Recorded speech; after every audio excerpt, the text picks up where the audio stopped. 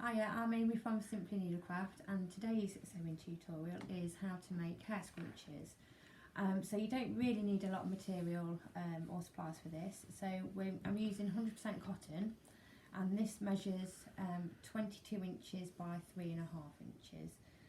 We need 9 inches of elastic. This one's 5mm elastic. I wouldn't go too much thinner, but you could use a little bit thicker, so a 6 or a 7mm, well that's a 5 inch, and a safety pin.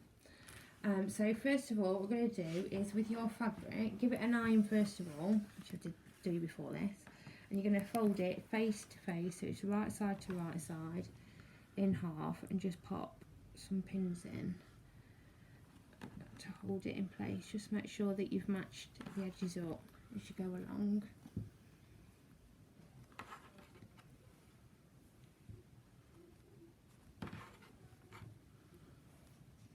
More in the end here. Right, so you're going to sew a line right down where you've just pinned. Make sure you start, when you start, you reverse at the beginning and at the end. Just going to use down there.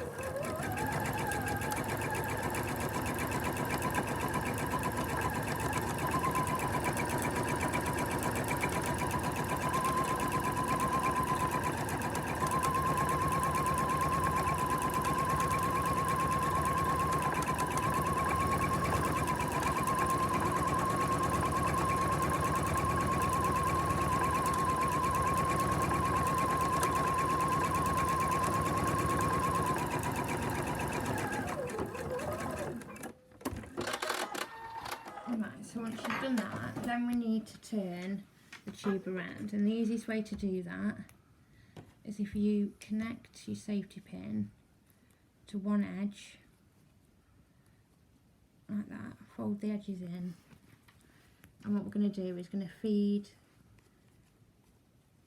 the safety pin down. So this is the fiddliest part, not the elastic, Kirsty. So once you've kind of got this started going, it is actually easy. It's just that initial, like, turning it in. You're going to feed the safety pin right down to the bottom. So you could use, I know I'm using 100% cotton, but you could use a different fabric as well.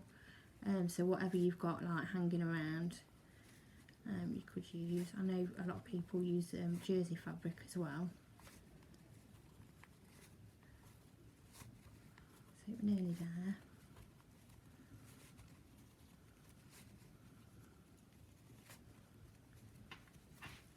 So the safety pin comes out that end, and then you just pull it through. Kirsty's rolling her eyes. Is that because you've sat there for ages trying to, right, with okay, finger pushing it through? Okay, so that is the easiest way to get it through.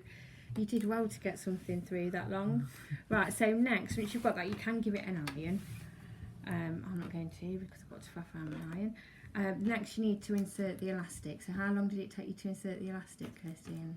A lot quicker than it was turning it inside out. Okay. Right, so you're going to pop your safety pin back in there. This is where I cheat now, because we need to feed it through this end, but we can't lose the elastic this end into the tube. So this is where your sewing machine comes in handy. So I'm just going to pop that in first of all. Start feeding it in. Right, so I'm going to cheat now a little bit, and I'm going to actually get the machine to hold it in place. I'll put my needle down. Right, so that's holding it, so I know that I'm not going to lose the end of the elastic. Now Kirsty's rolling her eyes again at me. It just makes it easier. Oh, I'm going with pain twinkles. Sorry about that. Right, so we're going to feed this through, and of course the machine's got the other end of elastic. I actually put a safety pin on the other hand and pinned it to the fabric. Ah, right. To stop it from losing. So yeah, that's another, you can do that. Right, so you've got that. So we can now hold on to that elastic, wind that back up. So you've got your two ends of elastic there. We're going to take the safety pin out of there. Right, so with these two ends of elastic, I just want you to knot them. Like so, just do a double knot. Make it nice and tight. Now we've got these two raw edges that we need to get through. I'm just going to push that knot right further around because we don't want to sew through the knot because you'll end up breaking a needle.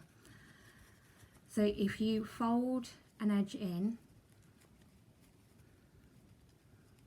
like so, so the raw edges, then you can pop that edge in like that so you can't see any raw edges. What I'm going to do is go back over to the sewing machine.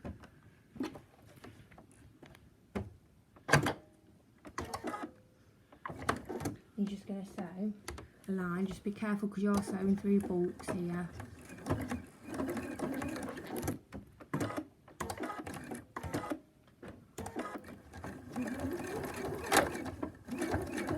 That's it, and just reverse over it as well. Good.